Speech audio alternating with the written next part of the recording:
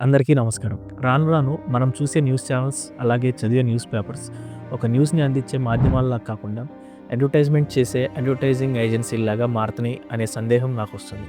ఎందుకంటే ఈరోజు పొద్దున సాక్షి, అలాగే ఈనాడు దినపత్రికల్లో చదివిన న్యూస్. ఈనాడులో చూసుకుంటే నడ్డి విరిగే వడ్డీ నుంచి ఉపశమనం. అధిక వడ్డీలకు వేల కోట్ల అప్పులు తెచ్చిన కార్పొరేషన్.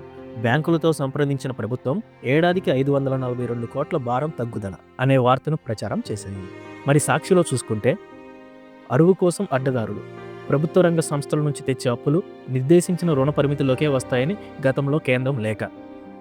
గత ప్రభుత్వంలో తీసుకున్న అప్పుల మీద వడ్డీ భారం తగ్గించాము అని చెప్పి ఈనాడు ప్రచారం చేస్తే, ప్రస్తుతం ఉన్న ప్రభుత్వం అప్పుల మీద అప్పులు చేసి అప్పుల భారం పెంచుతుంది అని చెప్పి సాక్షి చెబుతుంది. సో వార్తలు ప్రచారం చేసే మాధ్యమాలు వాస్తవాలపైన దృష్టి పెట్టాలి కానీ ప్రకటనలపైన కాదు. వార్తాపత్రికలను చూసి వార్త తెలుసుకునే రోజుల నుంచి వాస్తవాల్ని కోల్పోయే రోజులకు వస్తున్నందుకు చింతిస్తున్నాం. ఇప్పటికైనా మనం మేలుకొని వార్తల్లోని వాస్తవాలు తెలుసుకొని నిజ నిర్ధారణ చేసుకోవాలని కోరుకుంటూ మీ ఫెయిర్ అండ్ ఫెయిరీ.